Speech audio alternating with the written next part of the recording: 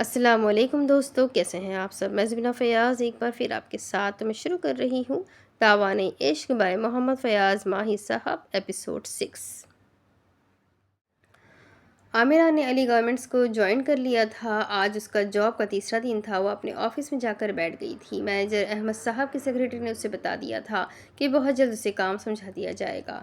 بینکوں سے لین دین اور انٹرنیشنل لیول پر تمام پارٹیوں سے آمنہ نے ہی ڈیل کرنا تھا، مگر ابھی تک تو اسے کوئی بھی کام نہ بتایا گیا تھا۔ اور پھر 3 دن سے احمد صاحب بھی نظر نہ آئے تھے۔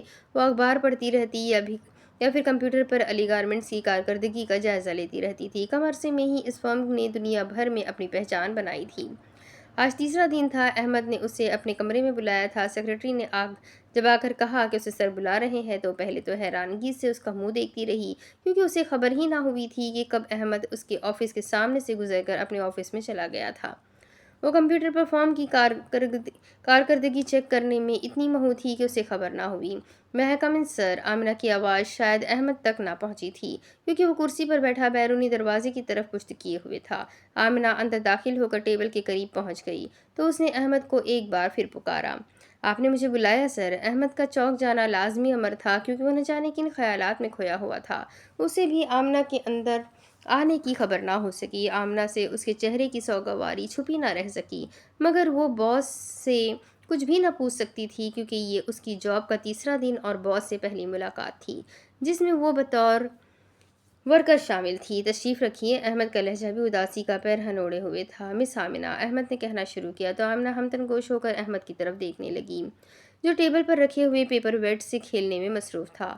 مگر آمنہ جان گئی تھی کہ اب اس سے باقاعدہ کام لیا جائے گا، اور وہ بھی یہی چاہتی تھی کہ جو تنخواہ لینے جا رہی ہے اس کا کام بھی کرنا چاہیے۔ احمد نے اسے کرسی پر بیٹھنے کا اشارہ کیا۔ جب سے آپ نے اس فیکٹری کو جوائن کیا ہے، اتفاق ہے کہ میری آپ سے ملاقات نہ ہو سکی۔ احمد اب کاروباری بن گیا تھا۔ اس کے چہرے سے اداسی اور سوگواری کی چادر اتر گئی تھی۔ میں سسٹر کی شادی میں مصروف تھا۔ آئی ایم ریئلی سوری کہ آپ کو انوائٹ نہیں کر سکتا تھا۔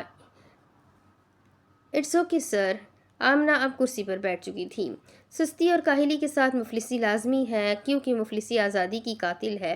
میں نے اس فرم میں جتنے بھی کاریگر یا عملے کے لوگ رکھے ہیں، وہ سب اپنا اپنا کام محنت اور دیانتداری کے ساتھ ساتھ چالاکی اور چستی سے کرتے ہیں۔ آمنہ احمد کی بات کا مطلب نہ سمجھ سکی، مگر اس بات کی منتظر رہی کہ باس آگے کیا فرمانے والے ہیں۔ میں جب آفس میں داخل ہوا تو سارا اسٹاف اپنے اپنے کاموں میں مگن تھا، مگر احتراماً سبھی نے اٹھ کر مجھے سلام کیا، اور میں ان کے سلام کا جواب دیتا ہوا جب آپ کے کیبن تک پہنچا تو آپ کو کمپیوٹر میں مہو پایا۔ آمنہ نے اپنی صفائی میں کچھ کہنے کے لیے منہ کھولا ہی تھا کہ وہ فوراً بول پڑا۔ میں نے آپ کو اتنے قریب سے دیکھا، میرا مطلب ہے کہ میں نے پاس سے دیکھا تو آپ فرم کی کارکردگی رپورٹس ملاحظہ فرما رہی تھی۔ آپ کو فرم کے کام میں اتنی محبت سے کھویا ہوا دیکھ کر مجھے اپنی پسند پر فخر ہوا۔ آمنہ اس کے آخری الفاظ پر چونک کر رہ گئی، اور احمد کو بھی احساس ہو گیا کہ کچھ غلط کہہ گیا ہے۔ وہ خسیانہ سا ہو کر دوبارہ بولا، یعنی کہ اپنی سلیکشن پر مجھے اس بات کا فخر ہے کہ میں نے اعلیٰ گارمنٹس کے لیے آپ کو صحیح چنا ہے۔ آمنہ کی بھی جان میں جان آئی۔ اس کی محبت نے باس کو متاثر کیا تھا، اور وہ یہی چاہتی تھی کہ اس کی محنت اور کارکردگی سے علی گارمنٹس مزید ترقی کرے۔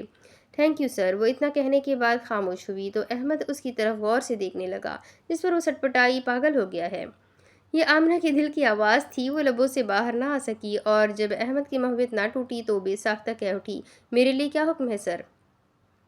احمد پھر چونک کر کھسیا گیا اور اپنی خفت مٹانے کے لیے مناسب الفاظ ڈھونڈنے لگا۔ کچھ چہرے ایسے ہوتے ہیں جنہیں ایک نظر دیکھنے کے بعد احساس ہوتا ہے کہ ان سے کوئی نہ کوئی تعلق ضرور ہے۔ میں اس بات سے اتفاق نہیں کرتی سر۔ اس نے ہمت کی اور کہہ ڈالا، یہ فریب نظر ہوتا ہے۔ جس طرح ایک ہی نام بہت سے انسانوں کا ہوتا ہے، مگر اس نام کے ساتھ جڑے ہوئے رشتے اور جذبات ہر انسان کے لیے نہیں ہوتے، بالکل اسی طرح چہرے بھی چہروں جیسے ہی ہوتے ہیں۔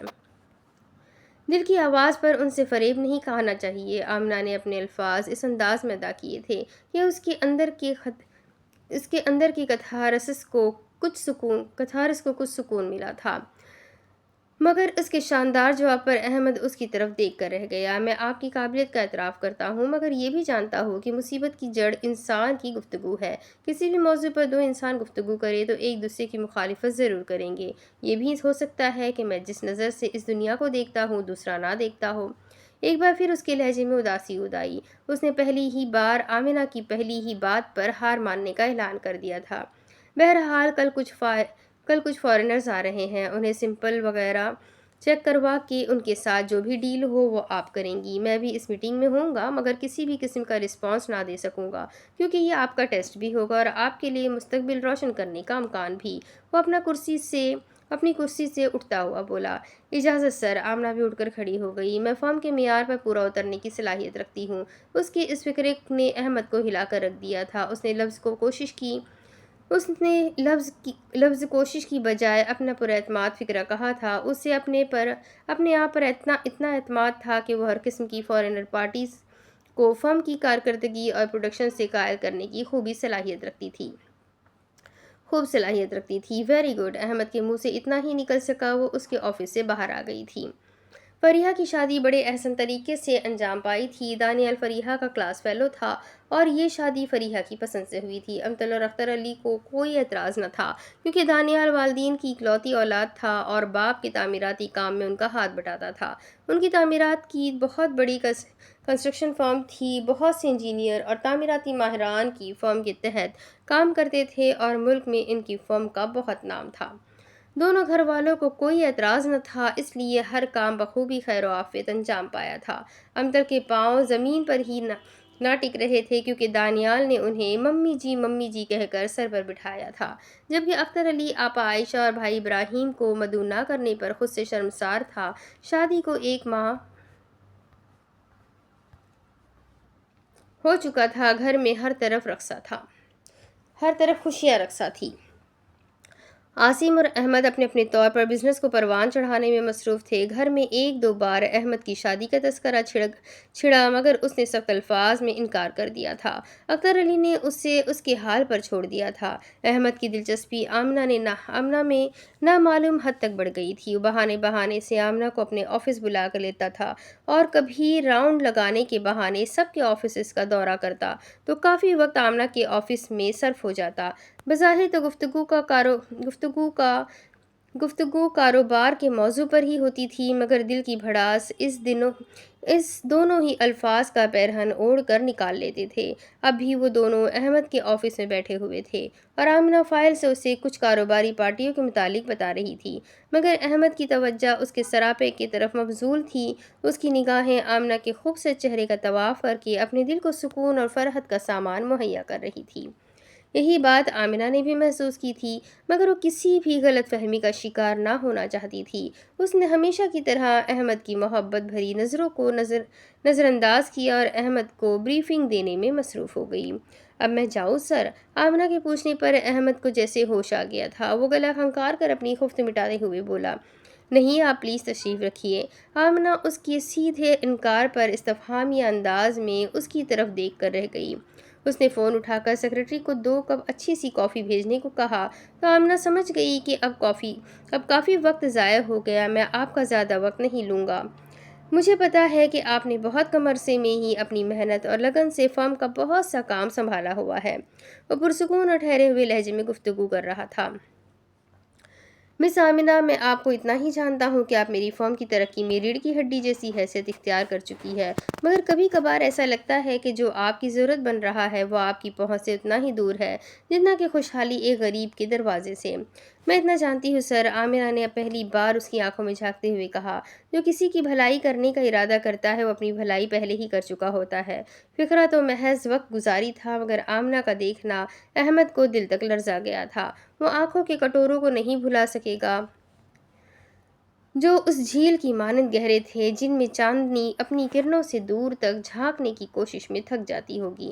ہرنی نے وہ آنکھیں یقیناً نہیں دیکھی ہوں گی ورنہ لوگ اس کی نہیں بلکہ آمنہ کی آنکھوں کی مثال دیا کرتے۔ یہی حال آمنہ کا بھی ہوا تھا۔ خنک موسم اور آفس کے ساتھ صاف ستھرے ماحول میں بھی اسے محسوس ہو گیا تھا کہ وہ پسینے سے شرابور ہونے والی ہے۔ احمد کی آنکھوں میں جھانکنے سے پہلے اس کے چٹانوں کی طرح مضبوط اعصاب اور فولاد جیسے مضبوط اور ناقابل تسخیر ارادے ریزہ ریزہ ہونے لگے تھے۔ وہ محسوس کر سکتی تھی کہ اس کے ارادوں کی کنکریاں پسینے کے قطروں کی شکل میں اس کی پیشانی پر نمودار ہو گئی تھی۔ ملازم کافی رکھ کر جا چکا تھا۔ ٹھنڈی کافی آمنہ کو پسند نہ تھی، مگر اخلاقیات کا تقاضا یہی تھا کہ وہ اپنا مگ احمد سے پہلے پکڑ کر ہونٹوں کو نہ لگا سکتی تھی۔ بیداری ضمیر کی آواز ہے بیداری ضمیر کی آواز ہے، اور میں سمجھتا ہوں کہ جو بیدار نہیں ہے اس سے ہر کوئی فائدہ اٹھا سکتا ہے۔ احمد نے کافی کا مگ پکڑ کر آمنہ کو بھی اشارہ کیا کہ وہ بھی مگ پکڑ لے۔ آمنہ نے دل میں ہی شکر کیا، کیونکہ گرم کافی غذا اور ٹھنڈی کافی دوا بن جاتی ہے۔ میں آپ کی بات کا مطلب نہیں سمجھی سر، آمنہ نے گرم کافی کا سپ لیتے ہوئے کہا تو احمد کے لبوں پر مسکان پھیل گئی۔ مس آمنہ، میں جب آپ کا انٹرویو کر رہا تھا تو مجھے میرے ضمیر نے بیدار کیا کہ جاگ جاؤ، یہی وہ امیدوار ہے جو تمہیں فائدہ پہنچا سکتا ہے۔ جی؟ حیرت زدہ انداز میں آمنہ اس کی طرف دیکھتی رہ گئی۔ غلط نہ سمجھنا، وہ دفاعی انداز میں مسکراتا ہوا بولا، میری مراد فرم سے تھی۔ یہ بھی تو ہو سکتا تھا کہ میں کسی تجربہ کار کو یہ موقع دیتا اور وہ اپنے تجربے کی بنیاد پر علی ٹیکسٹائل یا علی گارمنٹس کو نقصان پہنچا دیتا۔ آپ مجھ سے کیا امید کرتے ہیں؟ مزیدار کافی اور مزیدار باتیں، اچھا اور پرسکون ماحول دل کو فروغ بخش رہا تھا۔ سب سے بڑا بیوقوف وہ ہوتا ہے جو زندگی گزارنے کے لیے زندگی کے محرکات کو نہ سمجھ پائے۔ مگر زندگی تو ایک دھوکہ ہے، بے وفائی اس کی ایک ایک نس میں بسی ہے، نہ جانے کب کہاں اور کیوں روٹ جائے۔ احمد بات کی گہرائی کو سمجھ کر سر دھننے لگا، مگر بات جاری رکھنا ضروری امر تھا۔ اگر کسی جذبے یا احساس کو زندگی مان لیا جائے تو پھر انسان اس کی حفاظت اور لمبی عمر کے لیے تقدیر سے بھی لڑ جاتا ہے۔ احمد دل کی بات کہتے کہتے رہ گیا، وہ اپنے الفاظ کو شروع میں ہی بدل گیا تھا۔ وہ کہنا چاہتا تھا کہ آمنہ نام نے میری نیندیں اڑا کر رکھ دی ہے، مگر ابھی دیر ہی کتنی ہوئی تھی، کچھ ہی تو دن گزرے ہوں گے۔ دوسری طرف آمنہ بھی اس کے منہ سے اپنے لیے کچھ نہ کچھ سننے کو بےتاب تھی۔ بچپن سے لے کر جوانی کی قیامت خیزی تک اس نے احمد نام کو دل کی دھڑکنوں میں بسایا ہوا تھا۔ پوجا کی حد تک اس نام سے عقیدت کی تھی۔ اس کا بچپن تو احمد سے کھیلتے ہوئے نہ گزرا تھا، مگر بچپن میں اس کی شرارتیں اور باتیں عائشہ بی بی سے سن کر محفوظ ہوا کرتی تھی۔ تقدیر سے لڑنے سے پہلے انسان کو اس سماج کے قوانین سے لڑنے کی شناسائی ہونی چاہیے۔ آمنہ اپنی کافی ختم کر چکی تھی۔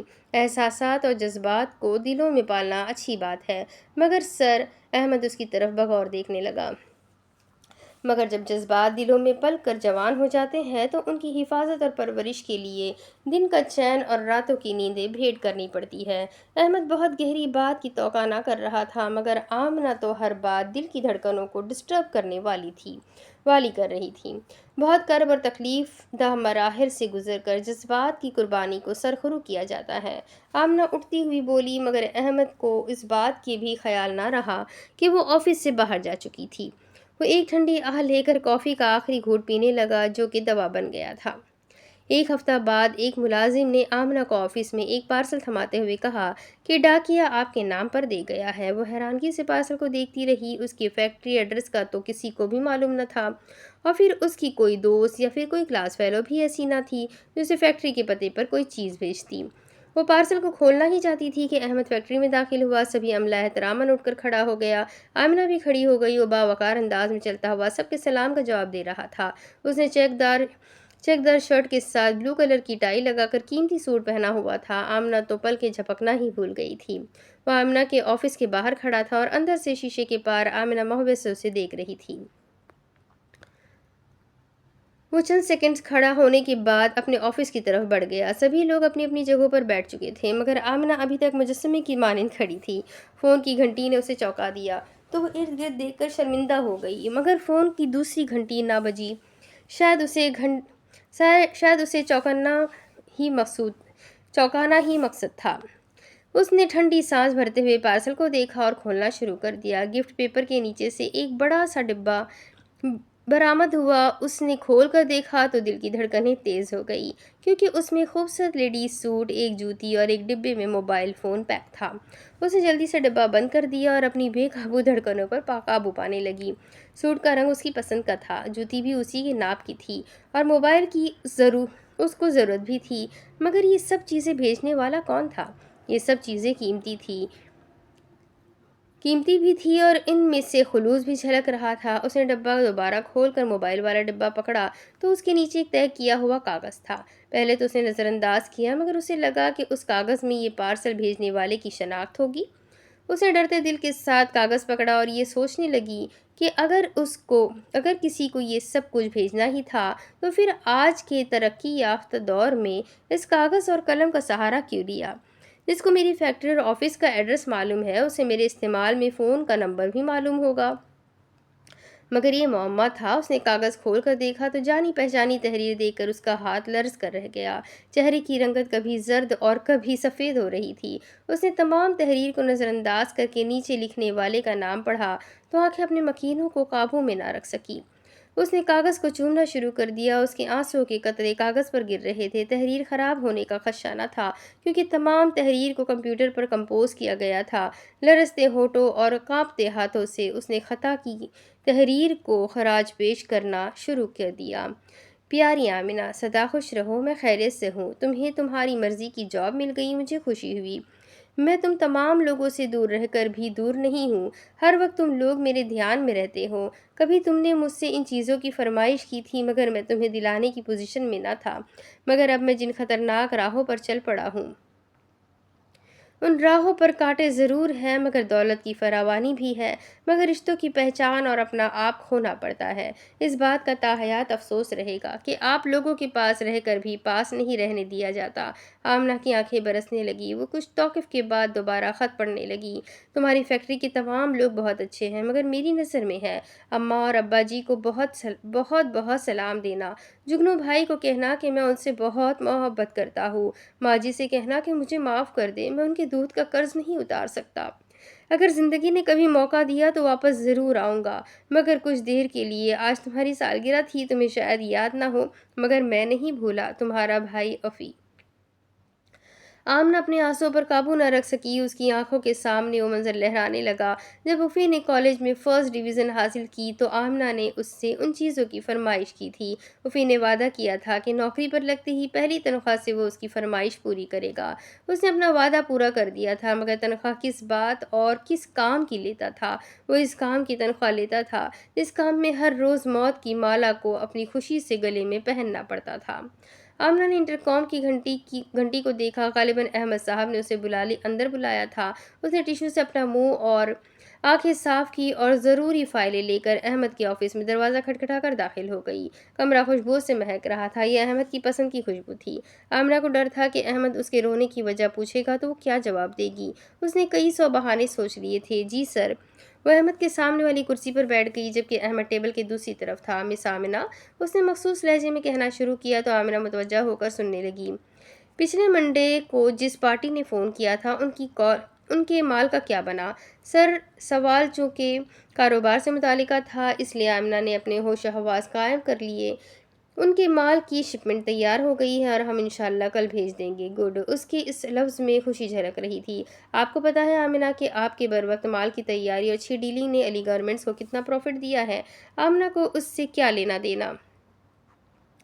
उसे तो अपनी तनख्वाह से गर्ज थी। वो अच्छा काम करती थी, इसीलिए उसे अच्छी तनख्वाह भी मिलती थी। मिस आमिना, अच्छी पार्टी से डील होने पर फर्म ने एक छोटी सी पार्टी का एहतमाम किया है। सब लोगों की तरह आपको भी दावत दी जाती है। आमिना ने गुज़िश्ता वक्त में देखा था कि अली गारमेंट्स को फ़ायदा होने पर अहमद साहब छोटे मोटे फंक्शंस करते रहते थे, इसलिए उसे कोई हैरत ना हुई। आप शाम को 7 बजे शालीमार पहुँच जाइएगा। मैं आपका इंतज़ार करूँगा। आमिना को इस बात पर हैरत ज़रूर हुई कि इस फंक्शन की दावत दूसरे तमाम फंक्शंस की तरह फैक्ट्री में ही क्यों नहीं, मगर वो खामोश रही। मैं पहुंच जाऊंगी सर, वो नम लहजे से इतना ही कह पाई। हंसते हुए चेहरे खूबसूरत और प्यारे लगते हैं। उदासी बे आवाज़ ज़रूर है, मगर उसे भगाने के लिए कह कहो की गूंज की ज़रूरत होती है। वो आमना का सता हुआ चेहरा देखकर बहुत बड़ी बात आसानी से कह गया था। आमना समझ गई कि अहमद ने उसकी रोई हुई आंखें देख ली हैं, मगर इनकी वजूहात इसलिए मालूम करने की कोशिश न की होगी कि यह आमना का ज़ाती मामला है। Thank you miss Amina. उसका मतलब था कि अहमद अब मसरूफ़ है, आमिना अपने ऑफिस जा सकती है। उसने ऑफिस में आकर एक बार फिर उफ़ी के भेजे हुए गिफ्ट पार्सल की तरफ देखा तो दिल पर भाई की जुदाई का घाव और भी गहरा हो गया। اس کی نگاہوں میں وہ منظر گھومنے لگے جب وہ تینوں بہن بھائی اپنے آنگن میں اٹکھیلیاں کر رہے ہوتے تھے، کبھی آنکھ مچولی، کبھی ایک دوسرے کو پکڑنا، کبھی دوسرے کا کھلونا چھین کر چھپا دینا، جھوٹی قسمیں کھا کھا کر دوسرے کو یقین دلانا کہ اس کا کھلونا میرے پاس تو نہیں ہے۔ بابا کی ڈانٹ اور ماں کی پیار بھری گھر کی خوشیوں بھرا آنگن یہ ایک دم خزا زدہ ہو گیا تھا۔ آمنہ کی آنکھیں ایک بار پھر بھیگنے لگی تھیں۔ ماں جی اور بابا خوش ہوں گے یا ناراض، اس بات کا فیصلہ بھی ہونا تھا۔ وہ باعزت بری تھی کیونکہ اس نے افی سے خود کچھ نہ مانگا تھا۔ اس نے تو بہن کی سالگرہ کا دن یاد رکھنے والے بھائی کو دیکھا بھی نہ تھا۔ اس بار بھی افی نے اس کی پیدائش کا دن تاریخ یاد رکھی تھی۔ ماں جی تو خوشی کے مارے رونے لگیں گی، جبکہ ابراہیم نے بھی چمکتی آنکھوں سے اس بات کا شکر ادا کیا کہ افی زندہ ہے۔ آمنہ نے کچھ دیر آرام کرنے کے بعد افی کا بھیجا ہوا سوٹ پہنا اور جوتا پہن کر جب وہ اپنے کمرے سے باہر آئی تو عائشہ بی بی سو بلائے لینے لگی۔ اس نے عائشہ بی بی کو پہلے ہی بتا دیا تھا کہ وہ آج کمپنی کی طرف سے دعوت پر جا رہی ہے۔ انہوں نے بتھیرا کہا تھا جگنو کے ساتھ چلی جاؤ، وہ تمہیں چھوڑ کر واپس آ جائے گا، مگر آمنہ نے اپنی منوائی۔ یا پھر وہ جگنو کو تمام فرم کے سامنے تماشا نہ بننے دینا چاہتی تھی یا پھر وہ خود تماشا نہ بننا چاہتی تھی۔ شالیمار ایک بہترین ریسٹورنٹ تھا جس میں شہر کی سلجھی اور باوقار شخصیات اور فیملیز کھانا کھانا پسند کرتی تھی۔ احمد کا تعلق جس طرح ایک ملٹی انٹرنیشنل فرم اور اچھے گھرانے سے تھا، شہر میں ایک بھی اس سے اچھا اور مہنگا ریسٹورنٹ ہوتا تو وہ فرم کے تمام لوگوں کو وہاں دعوت دے دیتا۔ شالیمار میں کھانا آمنہ کے لیے بھی اعزاز تھا۔ وہ شالیمار سے چند میٹر پہلے ہی رکشہ سے اتر گئی۔ وہ چلتی ہوئی شالیمار کے وسیع و عریض گیٹ سے اندر داخل ہوئی تو دروازے پر کھڑے باوردی دربان نے دروازہ کھول کر اسے ہوٹل کی خوبصورت عمارت میں داخل ہونے سے پہلے سلام کیا۔ ہال بالکل خالی پڑا ہوا تھا۔ وہ ہونکوں کی طرح خالی ہال کو دیکھتی رہ گئی۔ ایک بار تو اسے ایسا لگا کہ احمد اور پوری فرم نے اس کے ساتھ مذاق کیا ہے، مگر جلد ہی اس کی حیرانگی اور پریشانی دور کرنے کے لیے ایک باوردی ویٹر نے اسے دوسری طرف اشارہ کیا۔ وہ باوقار انداز میں چلتی ہوئی دوسرے ہال کی طرف بڑھ گئی۔ یہ پہلے کی نسبت قدرے چھوٹا ہال تھا، مگر اس کی تمام میزوں پر خوبصورت رنگوں میں کینڈلز جگمگا رہی تھیں۔ حیرت میں اضافہ کرنے والی بات ہنوز برقرار تھی کیونکہ یہ ہال بھی کسی قسم کے نفوس سے خالی تھا۔ اب وہ چلتی ہوئی ہال کے درمیان پہنچ گئی تو ایک دم اس کی آنکھیں تیز اور دودھیا سی روشنی سے چکا چوندھ ہو گئیں۔ وہ حیرانگی سے نظریں گھما کر چاروں طرف دیکھنے لگی مگر اسے کوئی بھی نظر نہ آیا۔ یہ بات گھبرانے اور پریشان ہونے والی تھی، مگر آمنہ پر اعتماد وجود کے ساتھ خوشگوار حیرت کا مقابلہ کر رہی تھی۔ ایک دم ہال کی دیواروں سے happy birthday to you, happy birthday to you کا میٹھا میٹھا سانگ چلنے لگا۔ اس کی حیرت اور استعجاب کی علامت کو مزید گہرائی میں ڈھکیلنے کے لیے ایک طرف سے احمد تالی بجاتا ہوا مسکراتا ہوا چلا رہا تھا۔ اس نے بہترین تراش خراش کا سوٹ پہنا ہوا تھا۔ اس کے لبوں پر پھیلی ہوئی مسکان کسی بھی نوجوان لڑکی کو قتل کرنے کے لیے کافی تھی۔ آمنہ کو اس کی یہ شرارت اچھی لگی۔ دل کی دھڑکنوں کو احمد احمد کی صدائیں ملنے لگیں۔ آج آنکھیں بھی بے ایمان ہو گئی تھیں۔ بار بار اٹھنے کی بجائے محبت اور قربان ہو جانے والی ادا سے بغیر پلکے جھپکے ہی احمد کے انداز اور پروقار سراپے میں کھو گئی تھی۔ وہ چلتا ہوا آمنہ کے قریب آ کر کھڑا ہو گیا۔ وہ آمنہ کو محبت بھرے انداز سے دیکھنے لگا۔ چند لمحات نے ہی ان دونوں کی اندرونی کیفیت اتھل پتھل کر کے رکھ دی تھی۔ آمنہ کے لرزتے کانپتے ہونٹ کچھ کہنے کو بےتاب ہو رہے تھے مگر زبان ساتھ نہ دے پا رہی تھی۔ وہ دھڑکنوں کو احمد نام کی صدائیں دینے سے روکنا چاہتی تھی مگر اس کا ان شرارتی دھڑکنوں پر اختیار نہ تھا۔ وہ اپنی آنکھوں کو دیدار یار سے منع کرنے کے لیے جھکانا چاہتی تھی مگر پلکوں نے اس کے ارادوں کے ساتھ بغاوت کر دی تھی۔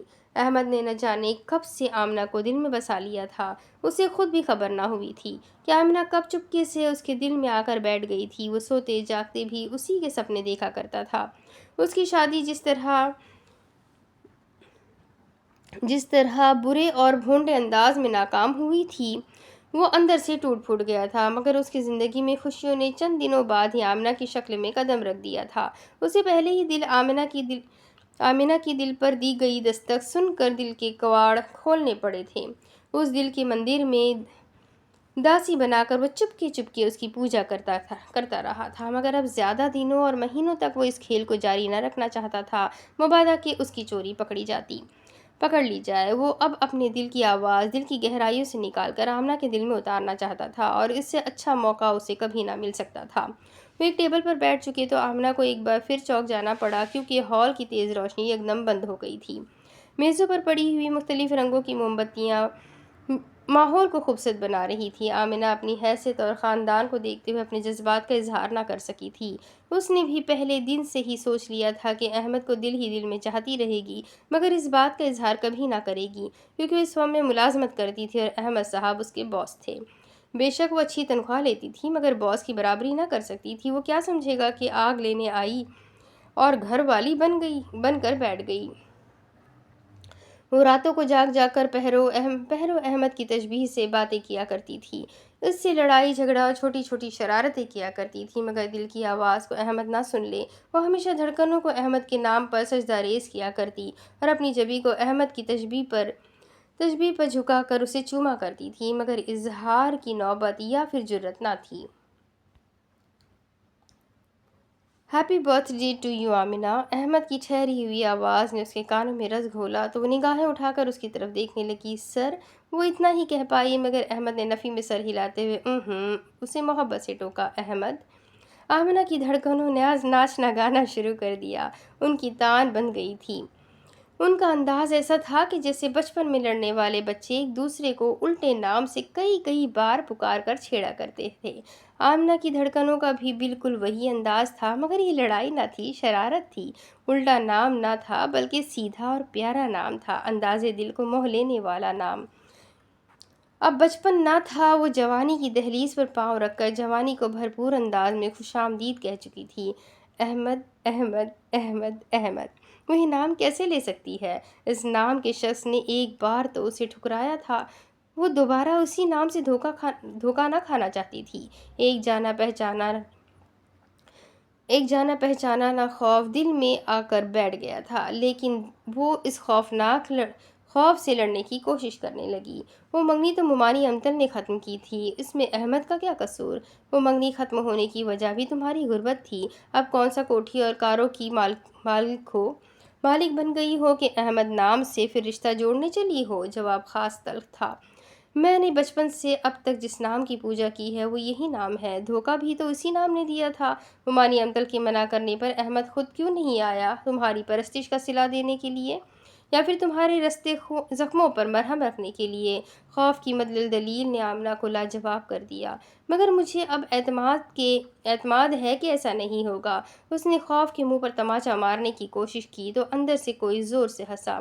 اعتماد جب ٹوٹتا ہے تو اس کی کرچیوں کی تعداد گننی مشکل ہو جاتی ہے۔ یہ تمہارے پورے وجود کو اس طرح زخمی اور گھائل کر دیں گے کہ زخموں کی تعداد ٹوٹے ہوئے اعتماد کی کرچیوں کی تعداد سے زیادہ ہو جائے گی۔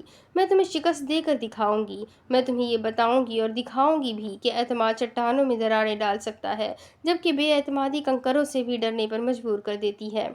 مگر خوف پھر ہنسا، اس بار اس کی آواز میں زہریلا پن زیادہ تھا۔ چوٹیاں سر کرنے کا عزم لے کر نکلے، لیکن رستے میں ڈر گئے ایک پتھر سے ہم۔ ہا ہا ہا ہا ہا ہا ہا ہا۔ پھر کہا دور ہوتا گیا۔ آمنہ اپنے اندر کی جنگ سے نبردآزما تھی کہ احمد اسے اس انداز سے دیکھے جا رہا تھا کہ اگر اسے چھوا بھی تو وہ ٹوٹ کر بکھر جائے گی۔ آمنہ اس کے اس طرح دیکھنے پر دوہری ہو گئی۔ احمد! وہ پھر بولا۔ آمنہ! جی سر، اس نے نگاہیں جھکاتے ہوئے کہا تو احمد مسکرانے لگا۔ تم نے پوچھا نہیں آمنہ کہ باقی کے لوگ کہاں ہیں؟ احمد بے تکلفی کا آغاز کیا تو آمنہ کو اچھا محسوس ہونے لگا۔ احمد نے پہلی بار اس سے آپ کی بجائے تم اور مس آمنہ کی بجائے آمنہ کہا تھا۔ میں باقی سب لوگوں سے بھی پیار کرتا ہوں۔ وہ ٹھہرے ہوئے لہجے میں گفتگو کرنے لگا۔ میں نے تمہارے برتھ ڈے کی خوشی میں کل فیکٹری میں ہی ایک چھوٹے سے فنکشن کا اہتمام کیا تھا، مگر میں محبت صرف تم سے کرتا ہوں، صرف تم سے۔ آمنہ اس کی طرف سے محبت کا برملا اظہار سن کر اندر کے خوف کو طنز کرنے لگی۔ اب کیا کہتے ہو؟ وہ دل میں چھپے خوف سے لڑتی ہوئی بولی۔ کیوں جیت گیا نا میرا اعتماد؟ اس کا پورا اعتماد لہجہ سن کر خوف بھی خوفزدہ ہو کر بھاگ گیا تھا۔ آپ بہت بڑی بات کر رہے ہیں سر۔ آمنہ آمنہ، محبت کیا ہے؟ اس کا مختصر سا سوال کئی جوابات سے بھی حل نہیں ہو سکتا تھا۔ آمنہ صرف اس کی گہری آنکھوں میں ہی دیکھ کر رہ گئی۔ میں نے تمہیں پوجا ہے، چاہا ہے، پرستش کی ہے، راتوں کو اٹھ کر اللہ سے تمہارا ساتھ مانگا ہے۔ ہو سکتا ہے میرے اظہار کا طریقہ غلط ہو، موقع، مناسبت یا پھر الفاظ ہی غلط ہو۔ اس نے ہمت کر کے آمنہ کے ہاتھ پکڑ لیے۔ وہ سر تا پاؤں لرز گئی۔ تمہاری خوبصورتی اور پاکیزگی کی قسم کھا کر کہتا ہوں کہ اس دل نے تمہیں اتھاہ گہرائیوں سے چاہا ہے۔ میری یہ کمتر اور حقیر الفاظ تمہارے خوبصورت پیرہن کی دلاویز مسکان کی، گلابوں کی پنکھڑی جیسے ہونٹوں کی، جھیل سی گہری آنکھوں کی، خوبصورتی سے سجی ناک اور چاند کی چاندنی کو شرمانے والے چہرے کی تعریف سے قاصر ہے۔ آمنہ اس کے انداز گفتگو سے شرما رہی تھی۔ وہ اس ملک کا کامیاب بزنس مین تھا، مگر محبت نے اسے شاعر اور آمنہ کے سراپے حسن نے اسے دیوانہ بنا دیا تھا۔ راہوں میں پڑے ہوئے سونے کے سکے کو ہر کوئی اٹھانے کے لیے جھک جاتا ہے۔